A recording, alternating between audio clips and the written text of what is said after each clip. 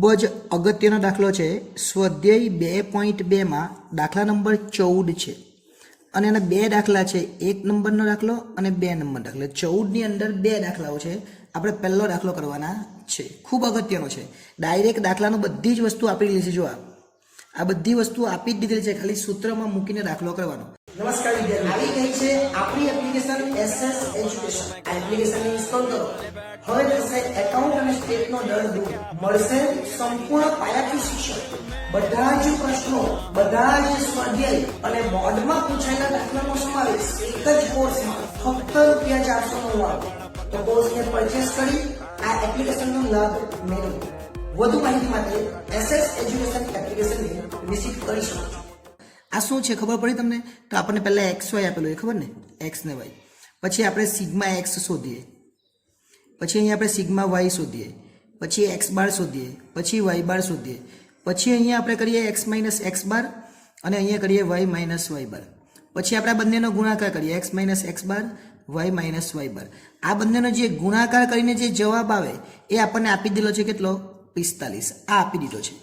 પછી આપણે શું કરીએ? X માઇનસ X બારનો વર્ગ, એનો જે જવાબ આવે એ પણ આપણને આપી દીધો છે કેટલો? 72. પછી આપણે શું કરીએ? Y માઇનસ Y બારનો વર્ગ, અને પછી જે જવાબ આવે એ પણ આપણને આપી દીધો છે કેટલો? 32. અને પછી આ અંશમાં લખીએ ને આ બંનેને છેદમાં વર્ગમૂળમાં લખીએ એટલે આપણો જવાબ આવી જાય એવું આપણે કરતા હતા. બસ એ જ વસ્તુ આપણે કરવાની છે. એટલે આપણે ડાયરેક્ટ જ સૂત્ર મૂકવાનું. R બરાબર સૂત્ર શું મૂકવાનું? જોજો સૂત્ર કઈ રીતના છે. જે આ છે તેને જ બેઠું મૂકી દેવાનું.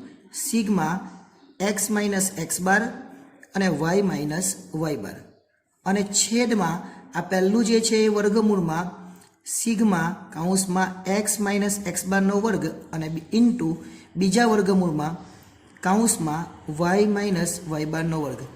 આ જે તમને સમજાય બેઠું આપેલું જ છે. અહીંયા કેટલા છે? પહેલાં ઉપર લખવાના 45 અને છેદમાં કેટલા લખવાના?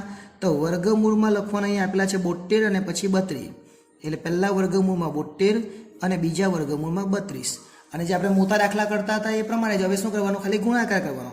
એટલે આપણે અહીં લખવાનું 45 અને છેદમાં આ બંનેનો ગુણાકાર 72 અને 32નો ગુણાકાર કરીએ એટલે 2304 થાય.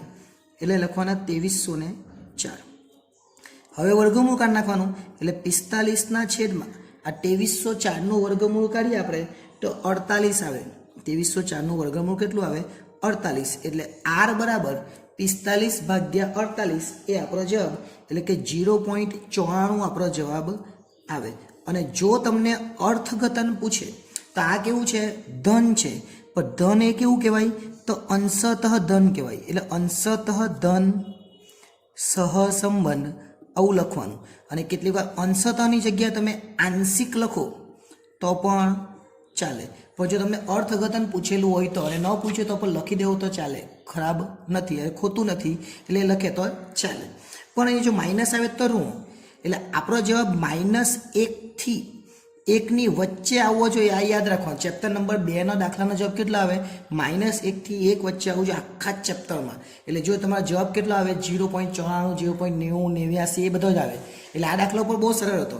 હવે એની અંદર દાખલા નંબર જે 14 છે એની અંદર 2 દાખલા હતા. એટલે આપણે એક કરી લીધો. હવે 14ની અંદર બીજો દાખલો આપણે જોઈશું. આભાર.